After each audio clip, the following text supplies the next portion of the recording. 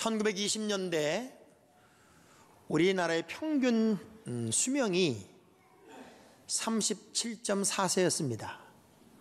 그리고 10년이 지난, 그때부터 10년이 지난 후에 40.9세가 되었고, 지금 현재 우리나라의 평균 연령은 83세가 되었다고 합니다. 그래, 얼마나 오래 사는 거예요? 100년도 되지 않은 것 같은데, 그 이전 같으면 여러분은 지금 아예 뼈도 없습니다. 그런데 이렇게 건강한 모습으로 살고 있으니 얼마나 감사하고 얼마나 기분이 좋을까요? 그래서 여러분들은 신바람 나게 살고 있죠? 하루하루가 살맛이 나고 심장이 설레일 만큼 즐겁게 살고 있지요? 아멘이 점점 줄어들 줄 알았습니다. 설 명절을 지나면서 온 시내에 써 있는 고속도로 휴게소, 아파트 정문에까지 빠지지 않고 쓰여져 있는 글귀가 뭐였냐면, 즐거운 설 명절 보내세요, 행복한 설 명절 되세요, 이런 게 꽉 채워져 있었습니다. 정말 행복하셨습니까? 정말 즐거웠어요? 옆 사람 얼굴 한번 쳐다봐요. 그런 얼굴이었는지 아니면 아주 피곤했던 얼굴이었는지. 우리 신바람 난다 하는 말을 참 좋아합니다. 그래서 신바람 나는 가정, 신바람 건강교실, 신바람 공부, 신바람이 붙은 단어가 대부분 들어가면 사람들이 되게 좋아합니다. 아마 우리 교회도 신바람 나는 교회 이렇게 이름 지으면 더 좋을지도 모르겠어요.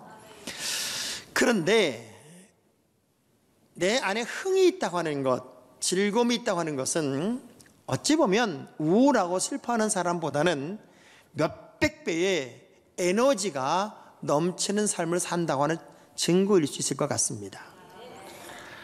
그런데 이 신바람이라는 게 인위적으로, 의도적으로 만들어지는 게 아니라 내 안에 있어서 이걸 어떻게 꺼집어내느냐 하는 게 굉장히 중요한데, 어떻게 꺼집어내느냐 하는 것은 여러분 모두의 책임이기도 합니다. 그런데 우리 크리스찬들은 무조건 즐거워야 됩니다. 어떤 의미에서 우리 크리스찬들은 왜 신바람 나게 살아야 되느냐 하면, 사도행전 3장 19절의 말씀을 보면 예수 안에 사는 사람들은 이렇게 살아갈 이유가 있기 때문에 그래요. 함께 볼게요. 그러므로 너희가 회개하고 돌이켜 너희 죄 없이 함을 받으라. 이같이 하면 새롭게 되는 날이 주 앞으로부터 이를 것이요. 자, 너희가 회개하고 돌이켜 죄 없이 함을 받으라. 이같이 하면 새롭게 되는 날이 주 앞에 이른다. 그런데 이 새롭게란 단어가 이전 성경에는 유쾌하게 되는 날이 이렇게 되어 있어요. 여러분이 회개하고 죄 없이 함을 받으면 어떤 일이 일어나나 봤더니 유쾌해지는 일이 일어난다. 우리는 죄와 허물로 이미 죽었던 사람들입니다. 그런 사람들을 예수 그리스도의 보혈의 공로로 다시 살리셔서 구원의 감격 속에 살게 한 특별한 혜택을 받은 사람들이 저고 여러분이어서 죽었다가 사는 행복, 그 감격을 사실은 날마다 누리고 살아야 할 이유가 우리에게는 있다고 하는 거예요. 오늘 본문의 이야기를 이렇게 보면, 둘째 아들이 아버지 내 몫을 달라고 그래서 돌아가시지도 않은 아버지한테 상속을 받아서 자기 돈을 챙겨 여행을 떠납니다. 갑자기 돈이 많아진 이 아들이 흥청망청 쓰고 그야말로 타락도 타락을 하다가 돈이 다 떨어지고 거지가 되어서 돼지 우리에서 돼지들이 먹는 음식을 주워 먹다가 얼핏 이런 생각을 해요. 이건 사는 게 아닌데, 이렇게 사는 건 의미가 없는데, 차라리 내가 아버지에게 돌아가서 나를 아버지의 아들로 인정하지 않는다 할지라도, 아버지가 나를 종으로 부린다 할지라도, 그래도 아들이었으니까 이렇게까지 비참하게 살지는 않을 것 같으니 내가 차라리 자존심도 넘고 모든 거 다 넘어서 아버지에게로 한번 돌아가 보자. 그리고 아버지에게 돌아와요. 당연히 야단도 맞아야 되고, 당연히 인간의 취급도 받아야 되고, 너는 내 아들도 아니야 라고 말할 수 있는 환경이 분명히 있어요. 그럼에도 불구하고 아버지는 그 아들을 끌어안고 잔치를 열어주고 흥을 만들어주고 필요를 공급해주고 다시 아들의 자리로 회복을 시켜주면서 이 아들의 슬픔, 절망, 좌절을 기쁨, 흥, 신바람으로 바꿔주는 이야기가 오늘 본문의 이야기입니다. 바로 이것이 구원의 이야기고 이것이 바로 우리 기독교의 진리의 이야기이기도 합니다. 그래서 우리 하나님이 우리에게 주시는 기쁨이라는 것은 세상적인 기쁨하고는 달라요. 세상은 기뻐하기 위해, 즐거워하기 위해 자기의 필요를 다 공급하지만 우리는 내면의 기쁨을 하나님으로부터 선물 받았기 때문에 여러분이 누릴 수 있는 신바람은 어떤 신바람이냐면 시편 4편 7편의 말씀을 보면 함께 볼게요. 주께서 내 마음에 두신 기쁨은 그들의 곡식과 새 포도주가 풍성할 때보다 더합니다. 사람들은요, 뭘 많이 갖고 많이 누리고 필요가 공급되면 무지하게 좋아합니다.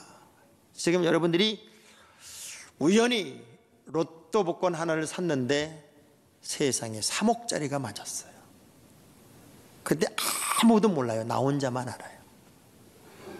그리고 그거를 알고 사는 이 사람은 누가 비난을 하든 누가 욕을 하든 누가 회방을 놀든 성질이 날까요? 기분이 좋을까요? 지금 이렇게 말할 사람이 있어요. 안 돼봐서 몰라. 이렇게 말하는 사람이도 몰라. 이건 모든 상식이 다 동원돼도 세상 사람들이 갖지 못한 어마어마한 특별한 은혜를 내가 받았으면 주변의 환경과 관계없이 나는 너무나 행복하고 너무나 기쁘고 너무 즐거운 거예요. 여러분이 구원의 감격 속에 있다는 게 바로 그거란 말이에요. 이 행복을 뺏길 수가 없어요. 세상적으로 좀 더 좋은 거 가진 거 많이 누린 것보다 내가 받은 이 구원의 감격, 아버지의 자리로 돌아온 것, 가정의 자리로 돌아온 것, 죄 없이 함을 받은 것, 이것이 세상적 가치관과 다르기 때문에 우리는 내면의 흥을 가지고 사는 거예요. 세상의 모든 것들과는 전혀 다른 그 차원의 내면의 흥, 그 신바람 나게 살아야 할 이유를 가진 사람들이 우리란 말이에요. 자, 왜 그럴까요? 늘 이걸 잊지 마세요. 따라서 나는 아버지 품 안에 있기 때문입니다. 얼마나 멋져요. 여러분은 아버지 품 안에 있어요. 탕자가 길을 떠나서 세상적인 쾌락을 즐길 때 순간적으로 기뻤던 것 같지만 다 잃고 다 빼앗기고 나니까 그냥 버려지는 인생이 돼요. 근데 아버지 품 안에만 있으면 그것이 행복이고 그것이 감사고 그것이 기쁨이고 그것이 은혜입니다. 잔치하는 행복이 진짜 믿음의 사람들에게는 있어야 된다. 또 계시록 19장 9절의 말씀을 보면 시작. 천사가 내게 말하기를 기록하라. 어린 양의 혼인잔치에 청함을 받은 자들은 복이 있도다 하고 또 내게 말하되 이것은 하나님의 참되신 말씀이라 하기를. 어린 양의 혼인잔치에 참여한 자가 복이 있다. 우리가 그 즐거움의 자리, 흥이 있는 자리, 신바람 나는 자리가 사실은 크리스천의 삶이라는 거예요. 제가 여쭤볼게요. 나는 120살까지 살 수 있다. 너무 많아요? 난 110살까지는 살 수 있다. 아니, 나는 그럼 100살까지는 살 수 있다. 100살까지 사는데 관절도 튼튼하고 허리도 튼튼하고 기억력도 아주 맑고 그리고 마라톤 하다가 그냥 심장마비로 죽을 확률이 있다. 그런 분은 한 명도 없습니다. 그래서 우리와는 삶의 유한함이 있기 때문에 영원히 살 수 있는 존재가 아니기 때문에 우리의 가정을, 부부간의 모든 환경을 사실은 잔치 분위기로 만들어야 될 필요가 있어요. 똑같은 삶을 사는데 어떤 사람은 늘 우울하게 살고 늘 기쁨을 잃어버리고 살고. 성공이 뭐예요? 내가 무엇을 하든지 즐거운 게 성공이라고. 저는 지금 설교하면서 즐거운 것 같아요? 억지로 하는 것 같아요? 나는 여러분이 안 말리면요 2시간도 3시간도 합니다. 근데 제가 사람이 신사적이기 때문에 시간 딱딱 맞추는 거지. 하나님의 사람들은 잔치에 기쁨을 나는 사람들이고 내 안에 신바람을 회복하고 사는 사람이에요. 왜? 우리 하나님은 죄와 허물로 죽어갔던 그 과거를 묻지 않아요. 그 아들의 과거를 묻지 않았단 말이에요. 이 나쁜 놈아, 네가 그럴 수가 있어. 어떻게 그런 행동을 하고 너 지금 어떤 낯짝으로 나한테 돌아오는 거야. 그렇게 묻지 않더라는 거예요. 부활하신 예수님을 목격하고도 에라 고기나 잡으러 가자 그러고 제자들 끌고 고기 잡으러 가던 베드로를 찾아가서 네가 수석제자 이놈아, 그렇게 말하시는 주님이 아니라 시몬아 너 나 사랑하니, 이거를 물으시는 분이 우리 주님이시더란 말이에요. 장기려 박사님이 의사였고 사회 사업가였는데 이분이 이런 얘기를 했어요. 나는 내 생에 가장 큰 기쁨이 몇 가지가 있었는데, 첫째는 하나님이 장남 태경이를 선물로 주셨을 때고, 또 하나는 송기정 선수가 마라톤에서 우승했을 때다. 이 얘기를 하면서 무슨 얘기를 하냐면, 그러나 이런 기쁨도 스스로 회개하고 하나님에게서 죄사함 받은 기쁨에는 비할 바가 못된다. 이 기쁨이 있어야 진정한 기독교인인 것이다, 이렇게 말했어요. 이런 기쁨이 있어야 진짜 크리스찬이다. 기쁨을 잃어버리면, 예수 믿는 사람들에게서 이 신바람을 빼버리면 아무것도 아니더라고요. 아무것도. 사람은 자신의 과거가 드러날까봐 자신을 포장하고 주눅이 들고 남들이 다 즐거워하고 기뻐할 때도 뭔가에 이렇게 사로잡혀서 자신감을 잃어버리고 삽니다. 그런데 우리 주님은 과거를 지우시고 회개한 죄에 대해서는 기억조차 아니하시고 잊고 있다는 거예요. 에스겔 33장 16절의 말씀이 증언을 합니다. 함께 볼게요. 그가 본래 범한 모든 죄가 기억되지 아니하리니 그가 반드시 살리라.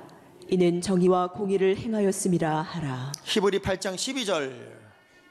내가 그들의 불의를 긍휼히 여기고 그들의 죄를 다시 기억하지 아니하리라 하셨느니라. 우리 하나님은 우리의 회개한 모든 죄에 대해서는 기억조차 아니하신다는 거예요. 기억조차 아니하시는 우리 하나님 앞에 여러분이 왜 그걸 다 기억해가지고 절절절절 메고 사냔 말이에요.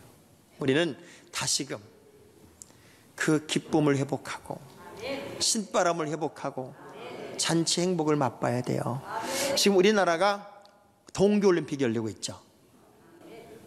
처음 들어봐요? 저는 이번에 우리 아들이 그 문화올림픽에 초대가 돼서 연주 때문에 강릉을 갔다가 깜짝 놀랐어요. 강릉 시내를 택시 타고 이렇게 한 바퀴를 돌 수밖에 없었는데 길거리에 태극기가 없어요. 주 경기장 태극기 하나도 안 걸려 있어요. 그렇게 황량하고 삭막한 올림픽 경기장을 처음 봤어요. 하계 올림픽을 우리는 해봤고 월드컵을 해봤어요. 대한민국이란 긍지가 얼마나 좋았던지 옷을 태극기로 해입은 사람도 있었고 얼굴에 태극기를 그리고 다니는 사람들이 있었고 온 백성들이 태극기 들고 만세를 외쳤던 그 하계올림픽 월드컵하고는 너무나 다른 분위기에 깜짝 놀랐어요. 택시기사가 저에게 이런 얘기를 해요. 이거 올림픽 하는 거 아닙니다. 그래. 왜요? 태극기가 없잖아요. 태극기가 왜곡되어 사용되었기 때문에 그럴까요? 그것이 무슨 시위의 도구가 되었기 때문에 그럴까요? 아니요. 태극기는 우리나라 국민이에요. 전 어제 우리나라 선수가 압도적으로 썰매에서 1등을 하고 쇼트트랙에서 1등을 하는 그런 장면을 보면서 일어나서 박수를 팍 쳤어요. 근데 여자 1500m 쇼트트랙에서 1등을 하는데 2등, 3등 한 나라는 태극기를 두르고 자기네 국기를 흔들면서 트랙을 막 도는데 우리나라 선수는 태극기 하나 안 들고 쑥 들어가 버렸어요. 너무 마음이 아팠어요. 너무 마음이 아팠어. 대한민국의 이 놀라운 흥, 그리고 이 올림픽에서 얼마나 성적을 잘 내고 있어요. 지금 이렇게 훌륭한 나라가 어딨냐고요. 이렇게 훌륭한 선수들이 어딨냐고요. 그야말로 만세를 부르고 길거리 뛰어나와서 태극기를 흔들며 대한민국을 자랑하고 대한민국의 기쁨을 노래할 수 있는 이 흥을 우리가 지금 누려야 되는데 이 흥이 없어. 월드컵 때랑 너무 다르고 하계 올림픽 때랑 너무 달라서 내가 깜짝 놀라고 왔는데, 아시아 최초로 봅슬레인가 거기서 우승도 하고 길거리 뛰쳐나와서 대한민국 만세를 부르고 막 흥에 겨워서 막 얼싸안고 춤을 추고 덩실거려야 할 이때 어떻게 이렇게 점잖아지? 나는 이해가 안 돼요. 지금 옆 사람한테 물어보세요. 왜 그러는 거예요? 물어보세요.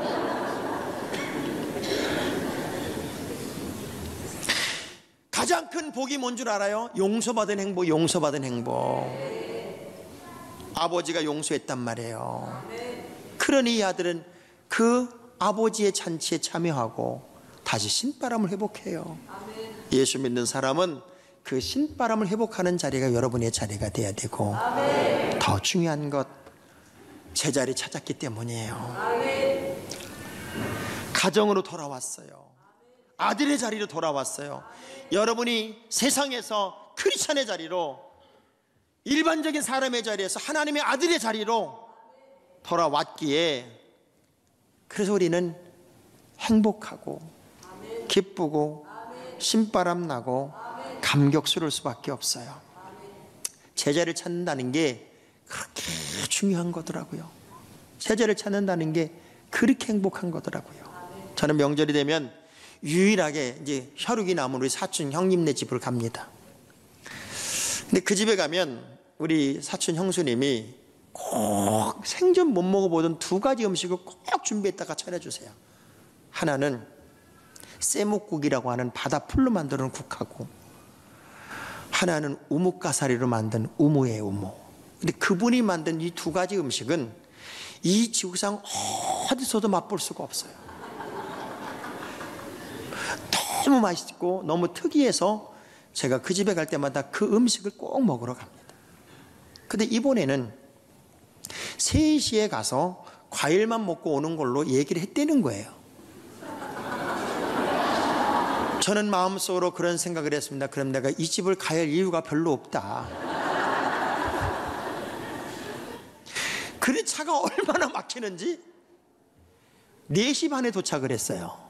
3시에 도착하기로 한 차가 4시 반에 도착을 했으니 과일만 해주려고 했던 형수님이 과일만 대접할 수 없으니까 부랴부랴 자기 식구들 먹으려는 걸 다 내놓고 우리에게 그 먹을 걸 주고 속으로는 마음이 아팠을 거예요. 왜? 제가 이렇게 말했기 때문이에요. 있는 거 다 내놓으셔.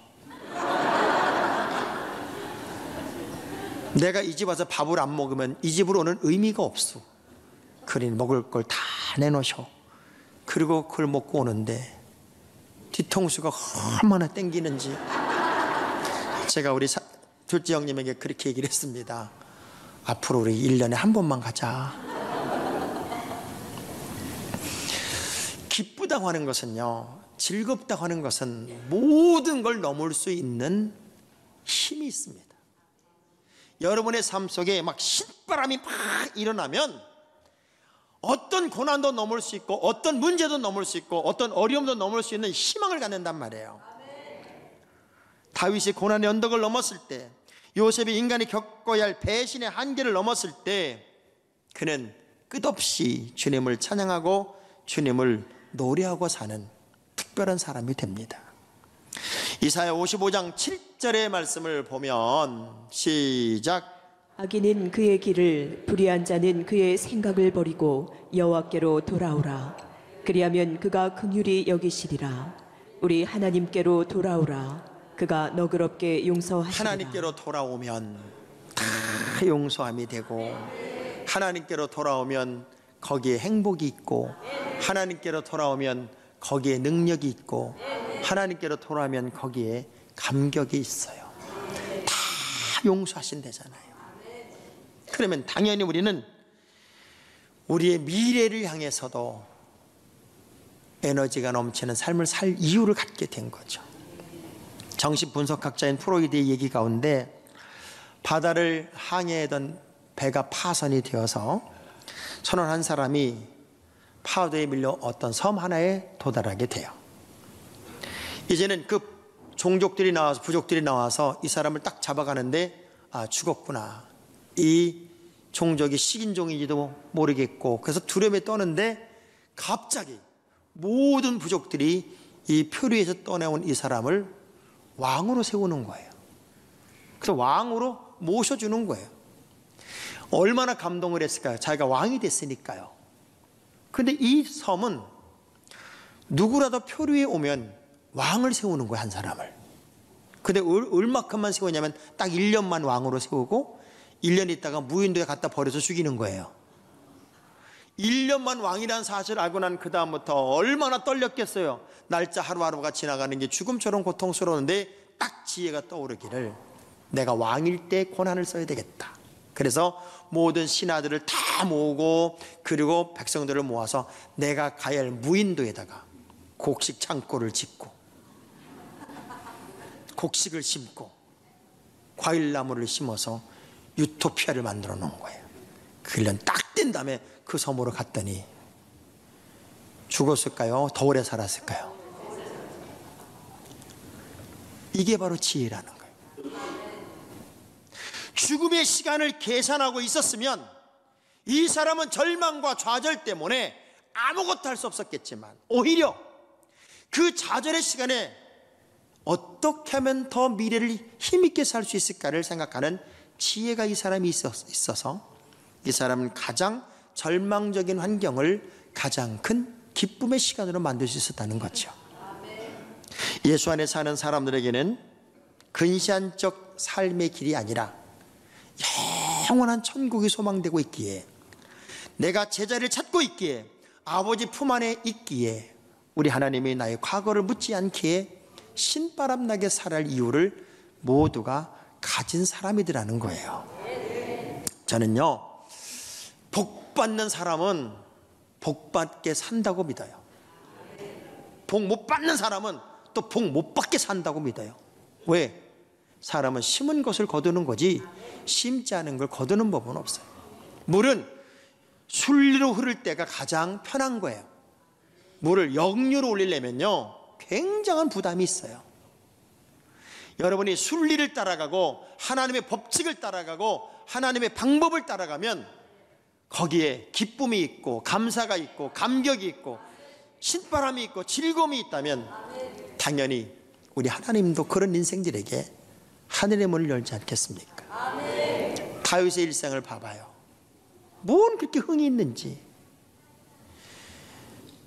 춤을 추다가 바지가 벗겨지는지, 왕이 어떻게 춤을 세게 췄는지 창피한지도 모르고 그렇게 찬양을 부르니 악신이 떠나가고, 바울이 평생을 살아가면서 항상 기뻐합시다. 다시 말합니다. 우리 기뻐합시다. 그렇게 말할 수 있었던 것은 환경, 상황, 조건과 관계가 없다, 그 얘기예요. 단지 구원의 감격이 있기에 그렇게 살 이유를 가진 존재가 나고 여러분이기에 그렇게 살아야 된다는 거예요. 우리 옆 사람과 하이파이브를 한번 하면서 우리 신바람나게 한번 살아봅시다. 영원히 살 것도 아닌데 우중충하게 우울하게 그렇게 살지 말고 다시 여러분 내면의 흥을, 신바람을 좀 회복하는데 구원의 감격을 회복하세요. 나는 지금 죽어도 천국 갑니다. 나는 지금 죽어도 천국 갑니다. 이 믿음 하나면 여러분 모든 게 다 해결이 되는 거예요.